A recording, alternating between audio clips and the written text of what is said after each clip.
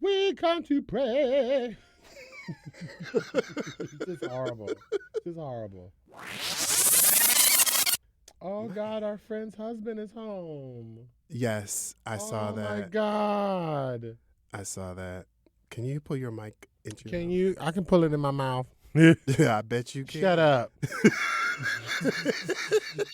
Hush. He's over there being mannish. I ain't even mad. Make it work. I hear it. It was colluding, not colluding. Canoodling? Canoodling. Shut up, Roger. Shit. Listen, it took me a minute to figure out what you said. Like, you figured it. I was like, it was a what? I know it. I was like, it's a cuss something. I said it's in there somewhere. Is it? Thank you. See, you're a good friend. I'm It gonna help was my in brother there. find it. I'm You gonna help my had brother it. find it. I'm so sorry. No, let's go. It'll be great. You ready? Yeah, let's do it. This is Brunch, Blaze, and Bap, Where we eat, elevate, and talk about media trends from the past the present and the future. from a Black perspective. I'm your host, Roger Turner. And I'm your host, Alexis Bertrand. So sit back. Spark up And let's get into it. Hey, Alexis. Hey, Roger, baby, how you doing? I am so good because I get to see my friend. I know it's been so I long. miss you. It's been a while since we've been Oh in the my studio God, just together. being in your presence, it always fills my cup like instantly. Before we get and do this episode, like I'm always like, it's I saw you Roger. come down the hallway in the studio, and I was like, me and you. I know.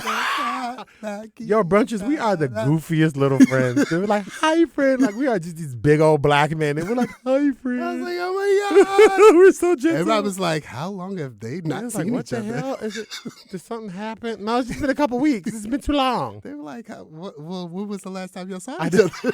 Are y'all okay? We're okay. They was checking on us. Yep. How was your brunch? Brunch was good. So this was, okay, so I know it's been a minute because work has been working, but I cooked. And I got a hanker for some blueberry pancakes. I just wanted some blueberry pancakes with, okay, so that maple syrup like you get from like the farmer's market, like the real maple syrup. Yes. Like it usually costs like $65 if you buy it at the grocery store. I don't know what $65. Girl, you know what I'm talking about. It's just, but okay. it's just natural. It was so good. I had me some of that, and then I had me some eggs with a little, little scramble, and that's up. Did put a little milk in them, make them a little fluffy. It was divine. That sounds delicious. And I had no meat, but I really enjoyed myself. That sounds delicious. Maybe because last time we were talking about Pinky Cole, and I think maybe I was inspired that I just was getting off my. I'm not getting off my meat journey, to be clear, but I was just like, I don't have to have it every time. Right. I get it. Okay. Well, how was your brunch? Well, speaking of Pinky Cole, you know I was, because they played with my feelings last time. Was it packed? Not bringing my food. Oh. Remember, I had that's no food right. last time. That's right. But it wasn't because you went to Pinky's place. It's because I tried not to go to Pinky's place. That's I was trying to order from somebody else. I was like, oh, let's spice it up. Well, damn that. Okay. I went right to Slutty Vegan. Because you're going to get you some Ordered meat. my food, and they came faster than I was Now, what did you expecting. get? Did you get the usual? Oh, I got the Hollywood hooker. Hollywood hooker. I do like Hollywood hooker. Mm-hmm. And what did we talk about last? Hollywood hooker and side hoe? No, not side hoe. The side hoe was what I got last time. Those are my go-tos. Hollywood hooker, side hoe. I think you like the sloppy toppy. Sloppy. Sloppy toppy. I do like sloppy toppy. Shut up. Shut up, Roger. I didn't say it. You Stop did. laughing, but I'm looking at your face. Stop laughing. You said it. I sure did. I meant it too.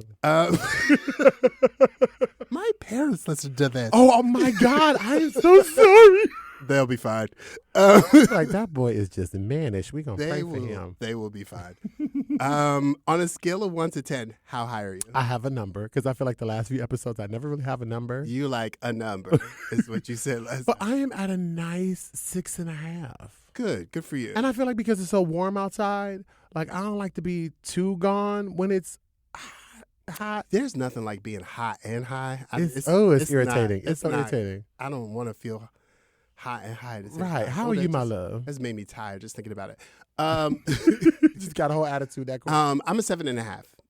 Okay, 7.5. I like that. Yeah. Okay. I'm doing all right. It's going to be a great, that is fixins for a great episode. So you want to tell the people what we're talking about today?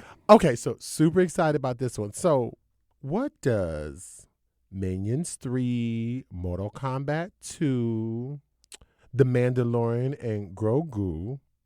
Dune Part 3. Super Mario Galaxy movie. What do they all have in common? Aren't they all sequels?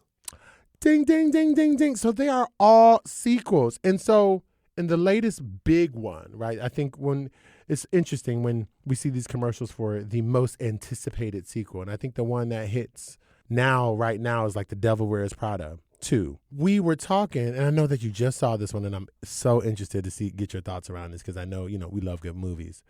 But thinking about all of these sequels, these highly anticipated sequels, you start to ask yourself, do these sequels or these remakes or these reboots, do they have to be good in order to be profitable? And so we wanted to dive in to the land of sequels, remakes, and reboots.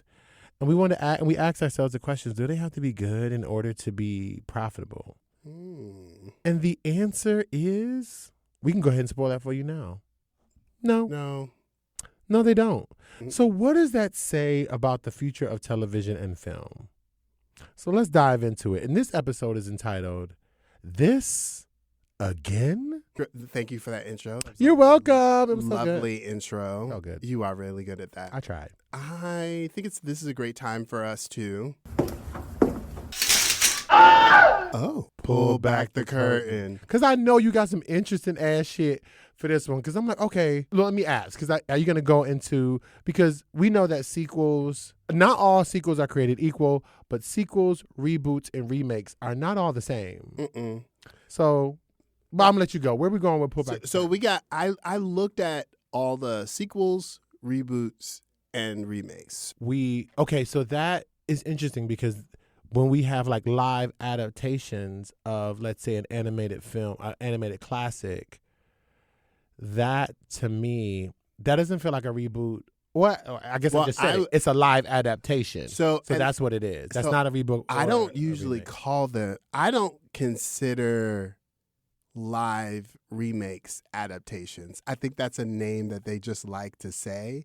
It's just the same film made with actors. I don't think that's an adaptation. That's just I thought that was an adaptation because I felt like a remake was like it's being remade. I think that is a great form of branding that Disney. Shit. I think that's a great form of branding. We just gonna offer you the same shit but with real people. Yes. I think Disney has made a hell of a lot of money of renaming or rebranding remakes as live adaptations.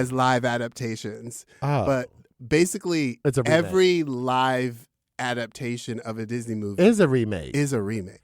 Oh, girl. Whoever is the branding chief officer for that. They made their money.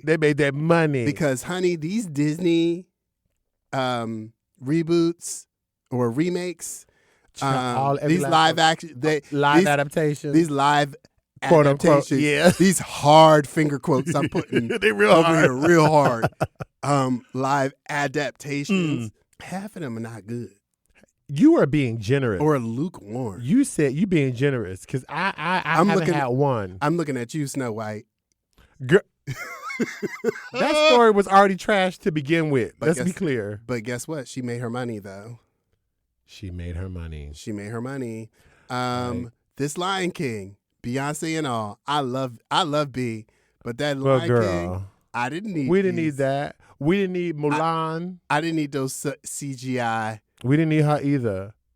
Mulan was crazy. I was like, what am I doing? But she made her money too. And so did Moana too. Although, can we just say, why they put that man in that wig? And Mulan? And Moana too. And Moana? Why they put that man in that wig? You thought he was going to be up there without the wig? But I just thought I'm like, did they call Tyler Perry Studios? Because that wig was awful. You thought that The Rock was not going to get in this movie without that wig? No. I just thought they would give him the Jason Momoa treatment. This looked like it was just sitting on top of his head. Well, it's not going to look like Jason Momoa because his hair real. I know, but I'm like, with all of this Disney money, no. You couldn't get a glam squad to make that wig look real. Y'all, if you haven't seen Moana 2, he looked good until they put the wind fan on it. They might just sitting on it. I think they'll fix it in post. It looked like a We just saw the trailers. Maybe they'll fix it. Maybe if they get enough complaints, they'll fix it. Maybe because baby, that's a mess. They put that man in that wig. You can see that. I can see the lace, and you can see the and you can see the time. You can see. Okay, can I say that? Like, I am not being an ageist, but you can see the time on the Rock has been eating well. He's been sleeping long hours, and it shows. Okay, so if we're talking about these sequels, and we do they have to be good in order to not make you because you keep going back to this idea that they keep making money. So I wanted to. So I have this really great website that I love to look at all the time. It's called the numbers. thenumbers.com. thenumbers.com. And it gives you the to-date box office numbers.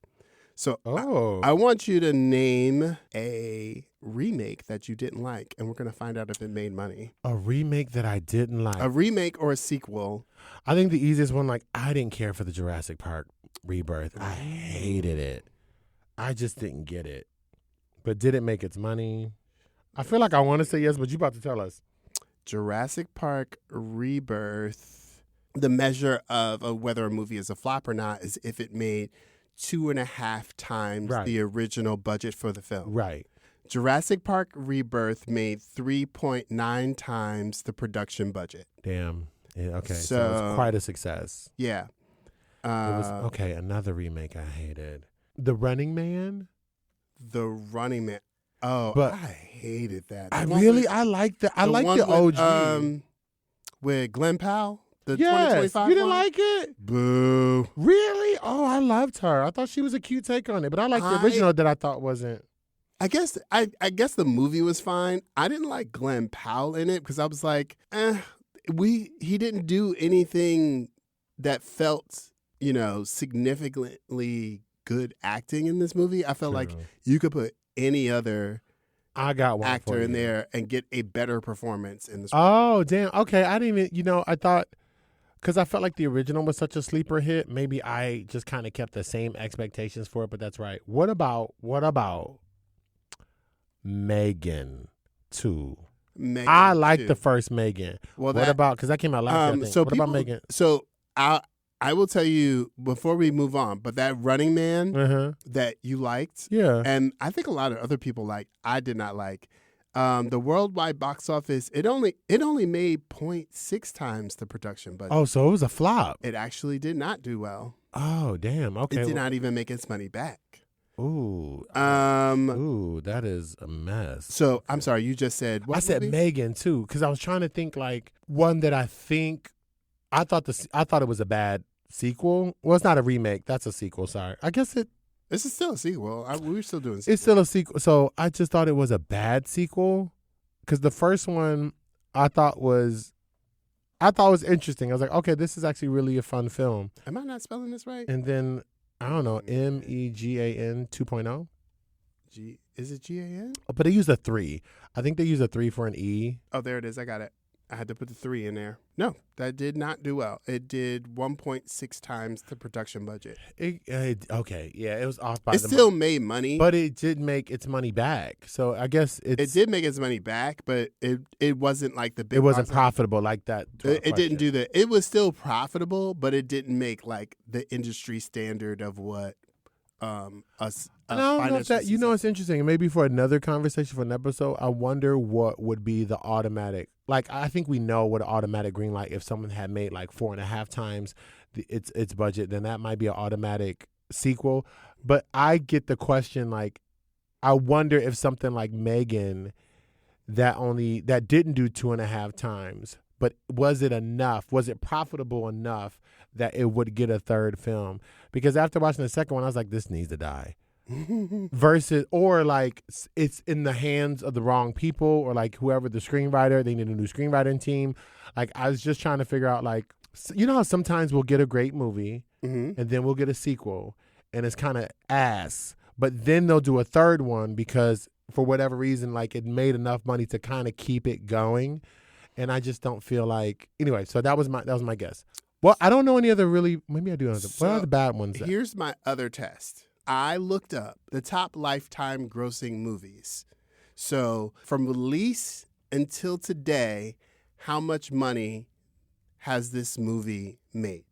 So just to qualify, when you say lifetime, you mean the lifespan of that film? Yes. From the release date all the way To present. Oh, To okay. present day. So that movie, through all of its various forms, box office, syndication. So these are the movies that have made more money than any other movies. Oh, okay. Okay. So we're going to look at two lists. Okay. We're going to look at the list of top lifetime grosses, movie grosses, and then we're going to look at the top lifetime movie grosses adjusted for inflation.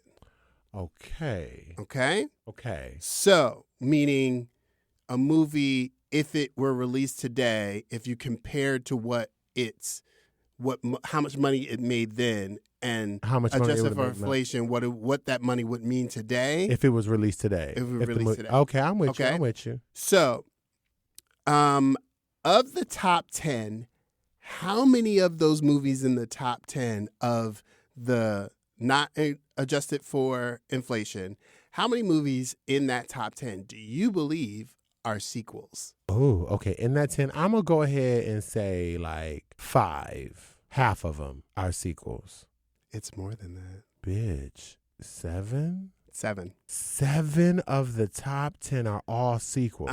So you have damn. number 1 top grossing movie of all time to date is Avatar. Oh. Number 2. Oh, it's in my that's James not Cameron? that's not the Okay, sequel. Hers. Okay, Yeah. girl. So number 2 is Avengers Endgame, Okay, that which makes is sense. a sequel. Yeah. Avatar: The Way of the Water is number 3. That's another a sequel. Neja 2 Oh, that's right. Yeah. is number 4. Is number 4. That's also a sequel. Yep, Neja 2 is. Titanic is number 5. Star Wars Episode 7: The Force Awakens Wow. is number That's a sequel on a sequel on a sequel on a sequel. is number 6. Force Awakens. And then you have Avengers Infinity War. That's number 7. Technically, that's a sequel. That's a sequel. So that's 5 of them so far. Oh, shit. And we're only at number 7. Oh, my God. We have Spider-Man. Oh my God. It's 8. Spider-Man No Way Home. That's a sequel, yeah. That's a sequel. Zootopia 2 is number 9. Zootopia's up there, too? Zootopia 2. Wow. And rounding out at number 10 is Inside Out 2. Whoa. Okay, so I feel like the only ones we heard were the first Avatar and Titanic are the only 2 movies in the top 10 top grossing movies of all time. Those are the only movies that are not sequels. Wow. I would not have thought. There's someone on that list I would not have ever thought. I thought a different Spider-Man movie would have made it up there. But that makes sense. However, I think I feel like 2026 movies are not in this list. No, I don't think they would be because we're having 2026, but even though we're early in 2026, I believe Mario has knocked Zootopia and Inside Out down the list. Well, shouldn't Minecraft be somewhere in there too? Minecraft is not. Minecraft made a boatload of money. I mean, they might not be, and that's fine because numbers are numbers. I just thought that one. I know Super Mario World. We're talking about movies that are no longer in the millions. I thought that's what I'm saying. I thought Minecraft made like billions. I guess it didn't. Maybe it didn't. And maybe it didn't. It probably did. It just didn't make it to this It level. did not make it to this level because the number 60 is the first movie. The number 60 on this list is Jurassic Park: World Dominion, and out of the list of over 100 movies, number 60, Jurassic Park Dominion, is the first one to break $1 billion. Okay. Now I see where we are. So there's over I see 60 movies that have $1 billion. So that have broken $1 billion. Yeah. But the top ones, to your point earlier, is that 8 of them are sequels. Now, I haven't watched all of those. I think the only one I haven't watched was the Fire and Ash one. I think I seen the rest Way of the Water. Him too.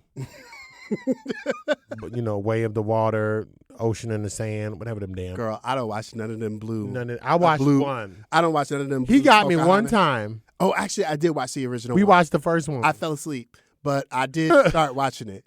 But I'm not gonna watch Blue Pocahontas for 3 hours. No, I'm not gonna do that. Talking about its original story. This ain't no. This look like some colonizer shit. Get out my face. So would you classify those out of the ones that we saw that made it into the top 10? Would you qualify them as great sequels? Because I think Inside Out 2 was awesome. I do think it was Inside Out 2, Zootopia 2.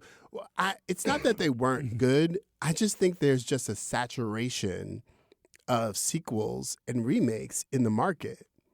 Oh, agreed. Yeah. Agreed. Because I want us to look at the top grossing movies adjusted by inflation. Okay. So from and that's a hard adjustment.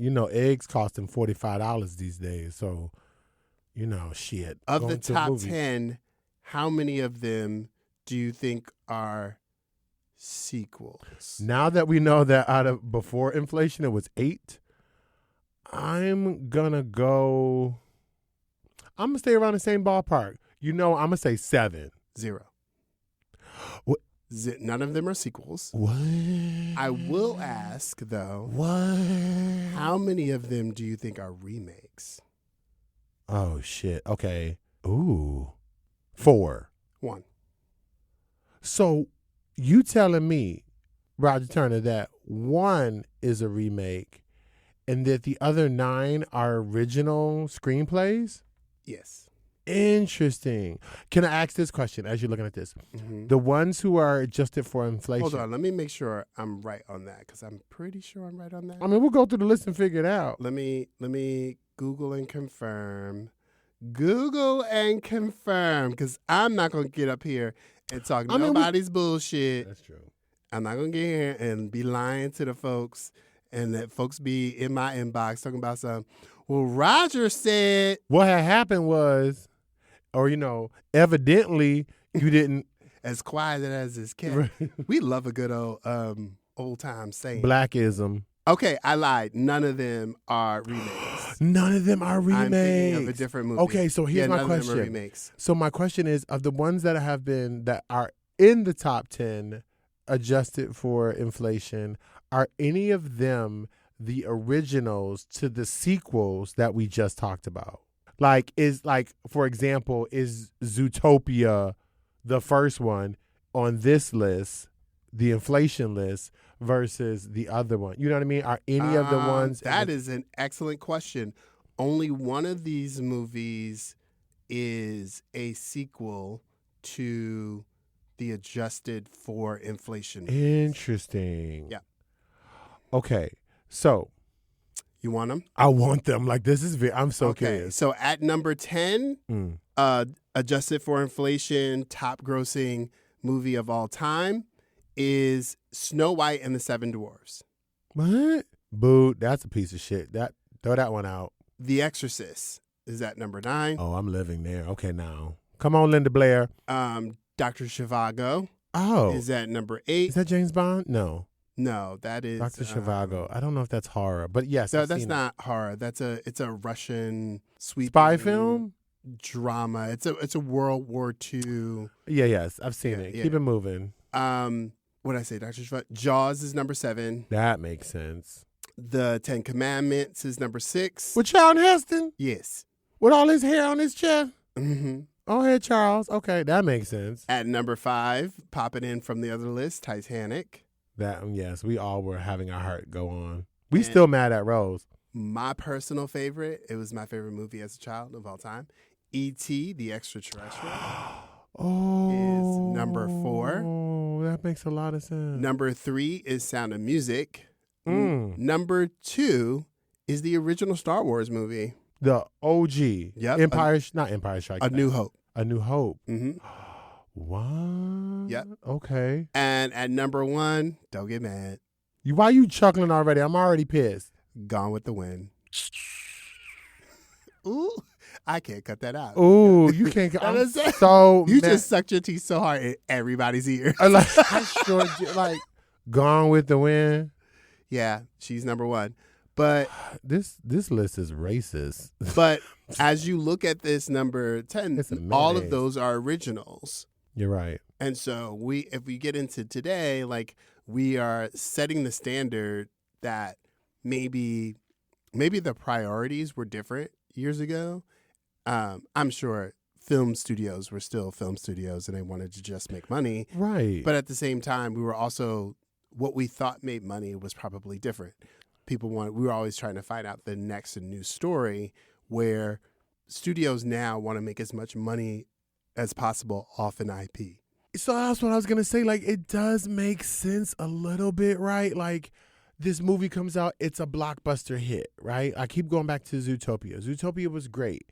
And so it would make sense that if the sequel comes out in a reasonable amount of time, that audience that enjoyed it, right, would just also want to go and see the sequel. So it's like, I guess my question is, should we be upset that sequels are here? Like, you're right, because I'm like, the ones I named at the beginning, I feel like this entire spring and summer season, even fall, is just chock full of sequels. Tons of sequels. So doesn't it make sense, but based off of stories, continuing stories that we all liked. I liked Minions, right? I liked Devil Wears Prada. I liked, Mandalorian. So it kind of makes sense that these things are here. Do you think we are only reliant on the profitableness of, like, we want these sequels here? Because to your point, the ones that were named in the first list, I think all of those movies are great. Right? I think they were all critically acclaimed. I thought they were viewed very well. And so where do we draw the line? Like when you said that the sequel doesn't have to be good. They don't. They don't. But they don't have to be good in order to make money, because they can make money even if they're not good.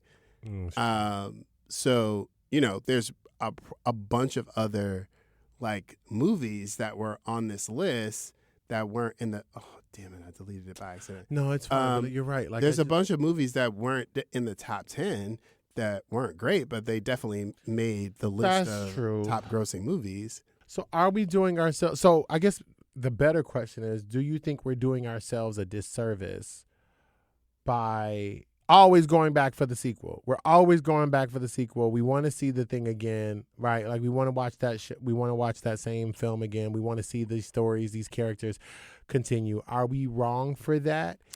I don't know if I can say anyone is wrong or right for wanting to see anything.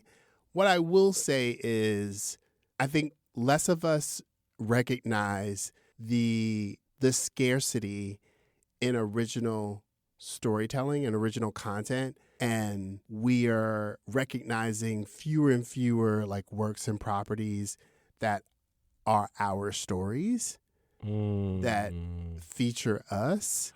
I see what you're getting at. Like, there are fewer opportunities for filmmakers of color because all the money's going to these sequels that already existed, and we weren't even casted in it to begin with. Like, how long did it take for us to get to John Boyega when we started with Billy D. Williams? Unless you get a filmmaker like John Chu, who decides he wants to redo. Did I say John Chu or John Cho?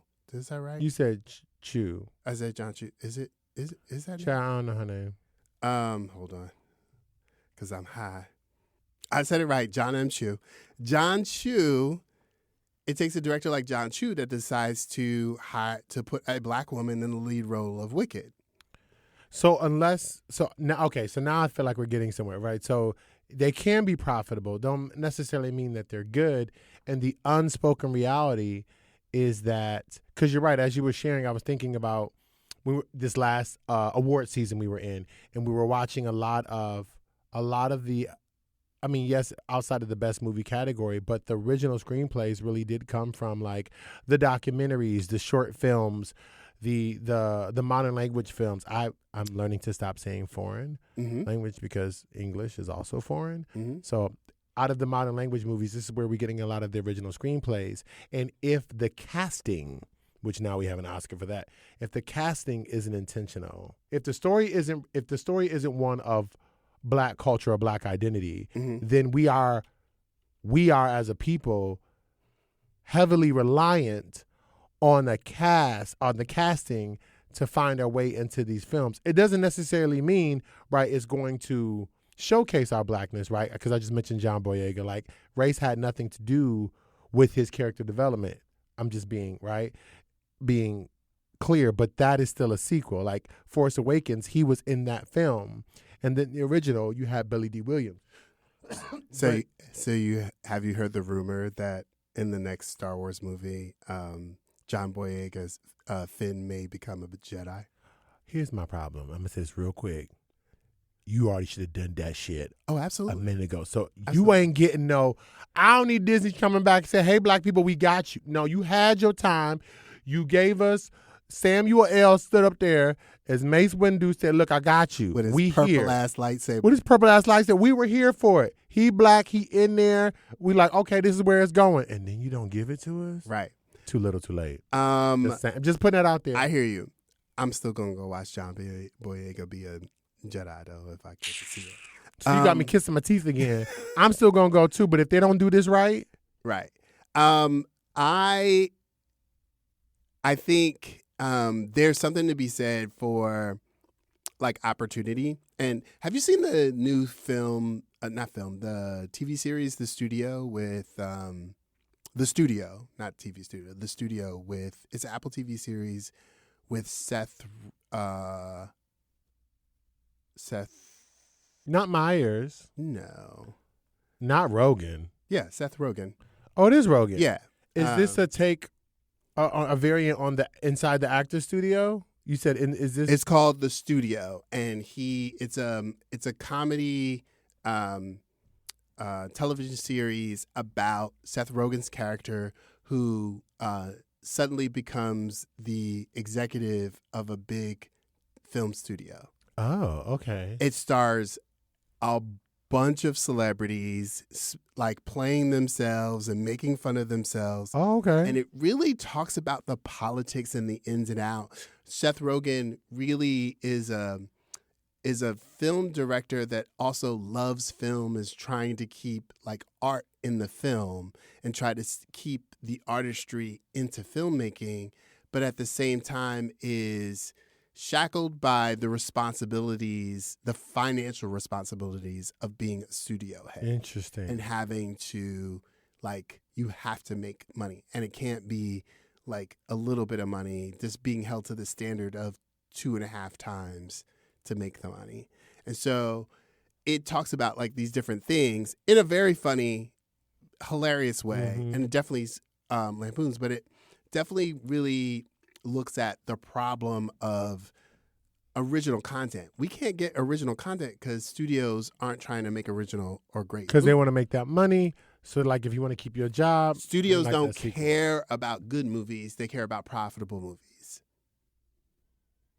And then we get this ever so often, these standout films come along, right, which makes even something like Ryan Coogler's Sinners even more of an anomaly. Want all of those sequels and remakes. Y'all done heard me give them the blueprint. I don't know what y'all waiting on, Warner Brothers. I know, he don't want it. You know what they waiting on. What? I feel like if they would have, to pivot real quick, I feel like they told him, listen, Ryan, this was great. If you want to come out with these films and then you own all of them, right? Like if they, you think they're waiting for their 10-year to expire? I don't think it's that. I think if they really wanted to push him to make a sequel, if they had any kind of leverage, I think they would. It wouldn't just be like, let's just throw a bigger budget at you. It's like, okay, what would you want in order to continue this story or still play in this universe? And I think for him, it's a lot about ownership. I think he learned a lot from his time working for other studios, particularly with Black Panther. I think what he ended up doing for Marvel, very few other directors, and I'm also including James Gunn in that, were able to do. I think Jon Favreau, James Gunn, and Ryan Coogler sit at the top, and the Russo brothers sit at the top of Marvel's echelon. I think Coogler was the only one to do something that none of those other directors could do, which was create a black-centered film in such a black way, and it made $1 billion. So my point is but he never saw any of that. He doesn't have the ownership to it. So I would think that if Warner Brothers was really, really serious about it, sweeten the deal. It's like, you don't have to wait 25 years. We can wait 10 or whatever it is. I think if they wanted to really push it, I think they would offer something like that. But that opens Pandora's box to new deals or new arrangements that can be made for directors. And I don't think they want to. I know this was already a precedent that Ryan set with Sinners. I don't think they're trying to keep that river open. I feel like this is first of all, it's not a foreign precedent. This has happened before. Like other directors have definitely other directors, other black directors, other directors have owned their own things. Yes. So it's not like no, but Steven. Yeah, Steven Spielberg sits in a whole different. I also I hear you. What I'm talking about is I say that because people act like Ryan's deal is going to destroy the very fair. The studio industry. No, so but I think if they keep it going, I don't think it's destroying because they still made gazillions of dollars, but not as much as they could, and they ain't about to let no black man lead that way. That's how I feel about it. I feel like they themselves could make so much money off of this entire universe of things that they have created. And you've invested in this thing. You've made this money. Make some more money. Put some more money on the table. He's not going to get the back end until 10 years. Make your money now. Yeah, but can't nobody else touch that script but him. Anybody. Well, if they own it, they could pretty much push the script. They can have anybody come in and write Roger, you and I both script. know. You and I both know. That would be suicide. I'm writing a great script right now. It's wonderful in the universe. But I don't know what you're talking about. But you know what? You could because you're black and brown. There's plenty of people out here. They could if Warner Brother was serious about this, they go out. Well, they owned by fuckfaces right now. But right. If they were serious about this, they go shop out for more scripts. In the universe. I know we're getting into the weeds on this, but ain't nobody going to pick that up. But you can. You just have to consult Ryan. It's the same thing with the Star Wars universe. All of these new properties. But George Lucas sold that. But also George also has creative control. He interviews. They ask everyone that has made a new Star Wars property. They all had a meeting with George. I'm saying. And George, and they sit down. They can do the same thing with Ryan. You have this meeting. They talk to him about your idea. He's like, oh, really like your idea. These are some of the things I would change. Blah, blah, blah. These are things I would not change. You can do the same thing with Ryan. I hear what you're saying. I love me some Sinners. Star Wars. These are two very different. What I'm giving you is a dynamic that if they want to make the money, there's a model for it being done before. They can absolutely do it. I think the problem is to the point of this question and this conversation, would it be good? And I think Sinners is such an anomaly because the film is so good that if the sequel isn't at least on the same level on all the ways, it's a flop. And I think that culturally would be bad. Right, so I think that. I don't. If Sinners 2 would have come out and it was shit, we would have a 3-hour episode on why that shouldn't have happened. And it doesn't have to. It doesn't have to. I feel like when we put ourselves in those constraints of it, we have to feel the weight of. Black artists often feel this that. Everything we do must be a success. And I feel like if we put those constraints on, because even in the Star Wars universe, all of these remakes and all these things, they didn't do very well. A lot of them didn't do very well, speaking. but the universe has expanded and they've made their money because there's fans of the property that came to see it.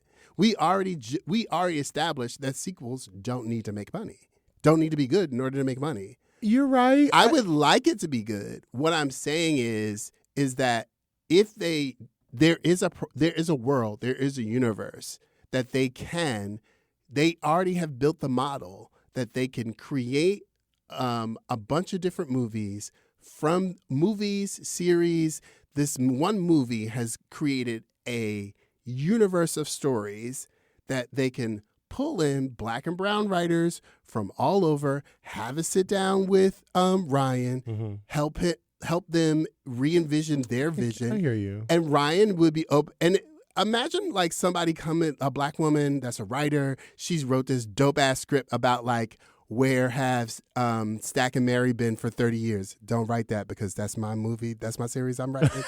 I'm already writing that. But he reads it and he's like, wow, this is actually pretty dope. You got something. These are the things I would put in here. You're right. You're right. Like if somebody, there is an indigenous person that decides to write the origin story of the indigenous vampire hunters that were in the beginning of the movie and bring it to Ryan and say, hey, what do you think about this movie?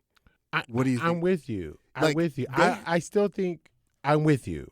I'm with you. I think the only thorn that I have, because I think you're absolutely right, there's a vehicle for this. And to your point about like, well, not all of the Star Wars films have been excellent. I'm like, okay. You're right. They have not all been excellent. But I feel like they've been excellent enough. Yeah. Right? And so there has been and I think that's why it continues to get greenlit because they've just been excellent enough. I think if we take out all of the uniqueness that comes with Sinners, and we push this, black owned, black written, black all of it, black excellence. And if you just look at it as is it a good film? Yes. That is, I still think there's a formula where the sequels have to be good enough. So for our question, do sequels have to be good to be profitable?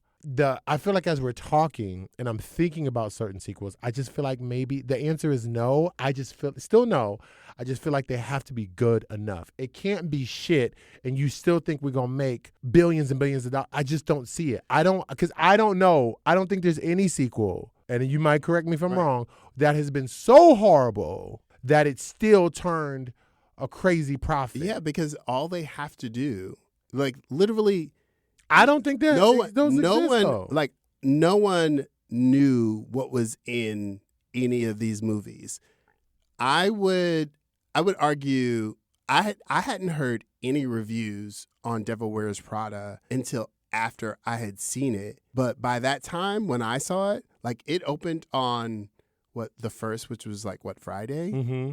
It opened on the first. By Sunday morning, it made all of his money. That's how big of an audience. Like what I mean is that if something is popular enough and it's a popular enough IP and they invest enough money into the push for this movie, that a movie can be profitable. What's the difference between the time span between these two films being made is like over 15 years or something like that? Yeah.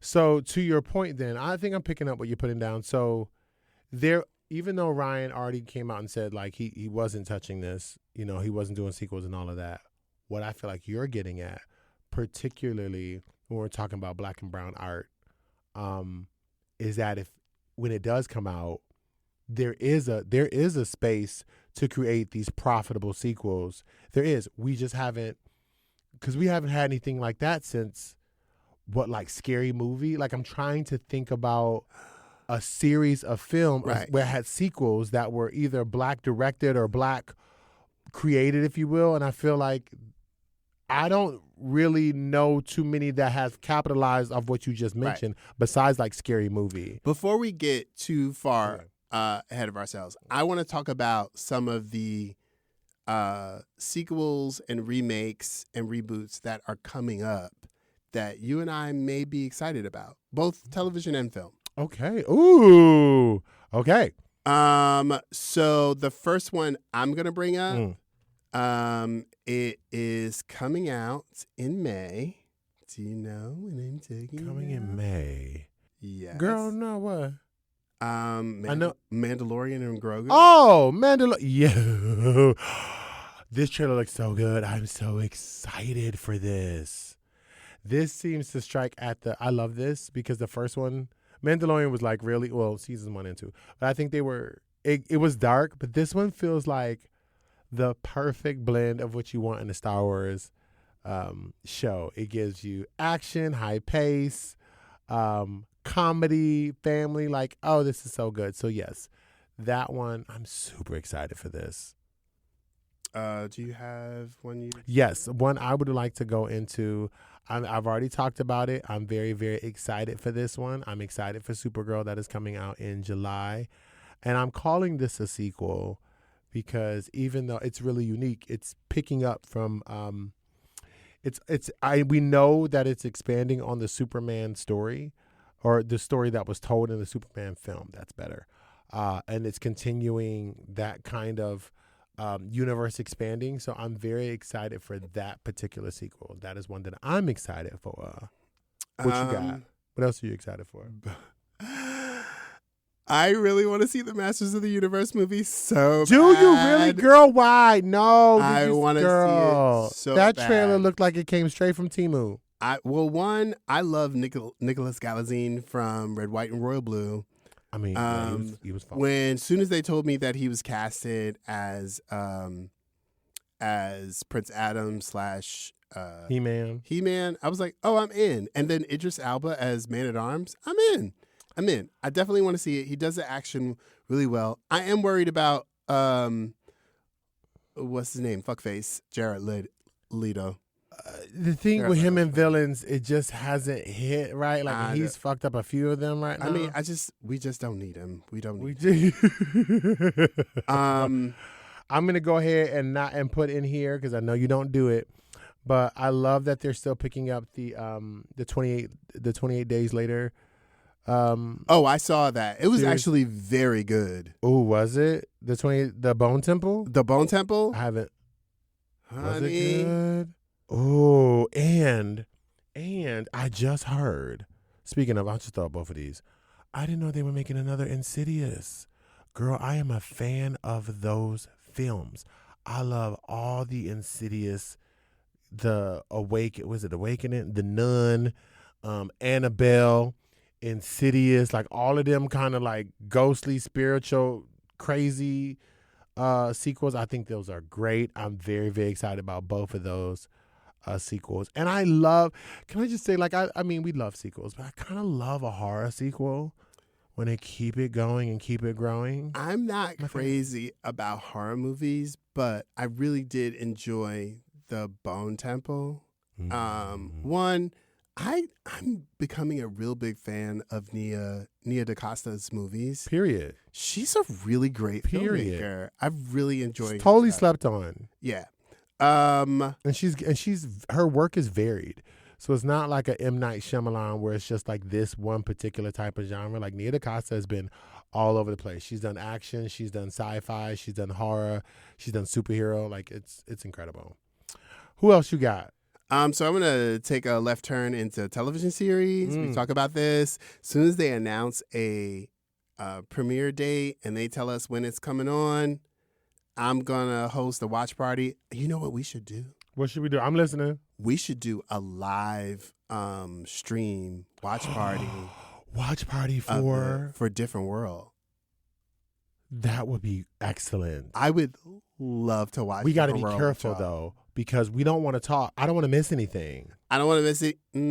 We could. It's gonna maybe be we do like immediately. It's gonna be on Netflix. We could like talk through the first time and then rewatch it again. I don't know, girl, because we might be reacting to like, oh, did you see what they do or what they look like? It's fine. We could do that and then rewatch it again as soon as it comes. Okay, out. Fine. That's fine. Because I'm definitely have a premiere thing, and I'm gonna tell everybody pull out their phones and stream it while we watch it, so it make sure it gets the numbers. That's a good one. There's like more TV ones that I'm actually not interested in. But before we get there is one that I am interested in. I have to say this or my mother will fight me. Go ahead. Bridgerton. Oh, okay, yeah. I mean, I am not. I like it now. I'm a fan. So if I don't mention like this next season's coming out, she might disown me, and I don't. Yes, I don't and I want that. to see the new season with the lesbianas. I know that's gonna be high class lesbian. Okay, I the like that. lesbianas is gonna be on What's here. wrong with you? I can't wait. It's We gonna like be high fun. class lesbians around here. It's gonna be fun. Mm-hmm.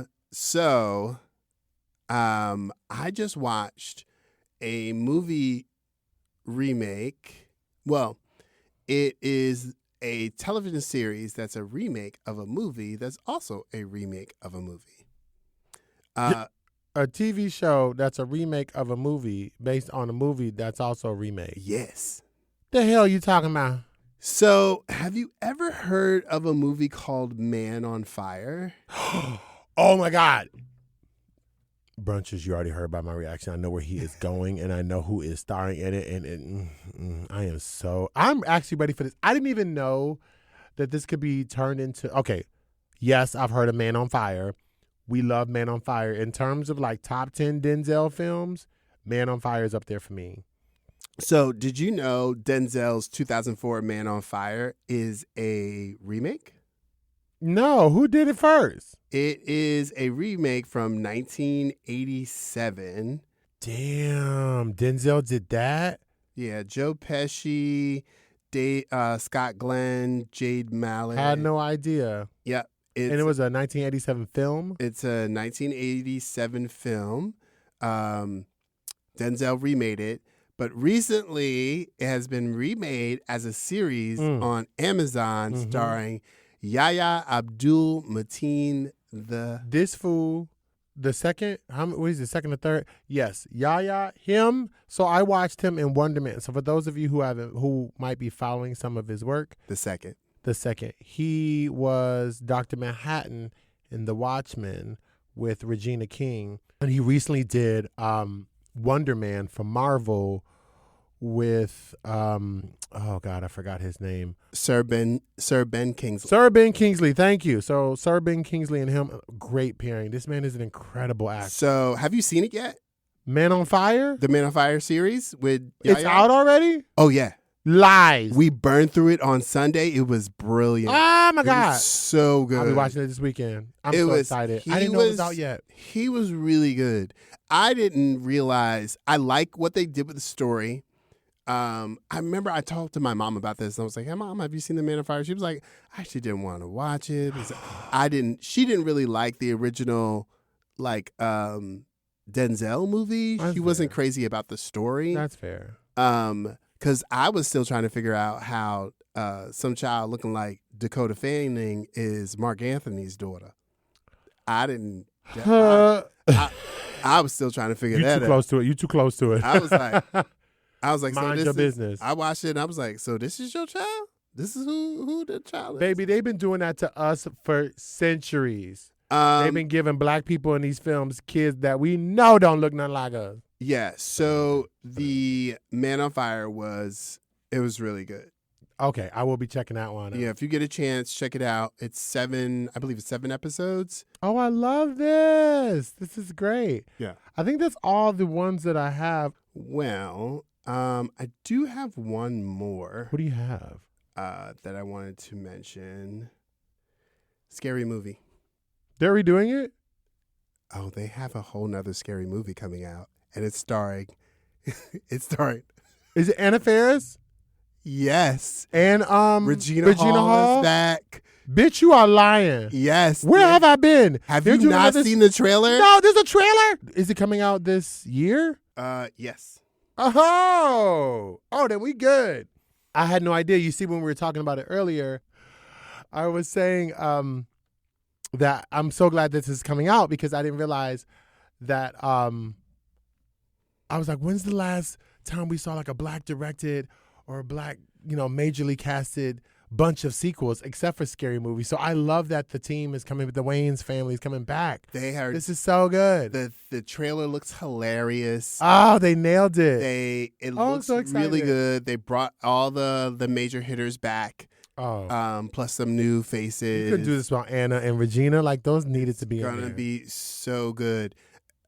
Let me tell you how my husband's never seen a scary movie. None of them? He's never seen any of them. Oh, he's going to have to watch all of them. And I was like, you've never seen a scary movie? He was like, no. And I was like, that's how we got Regina Hall. Like, that's how we got her. He was like, are you kidding? I was like, literally, she is the reason why these movies are so funny. I ain't going to even lie. Like, Anna is great. Regina put these movies on her back. Okay. Like, I'm not even going to hold you. She really did. Like, before we go, are there any sequels that you like are duds, that like are done? That they weren't as profitable and they actually are floppy? None that I can think of and talk That's about totally right now fine. because I'm super high. Y'all, I wish I could see him. He is like at a 9.5. This wall feels so. Oh God. so Okay. pretty. Yeah, It's I'm totally really, fine. really high. So I don't know if I can make any more sense right now.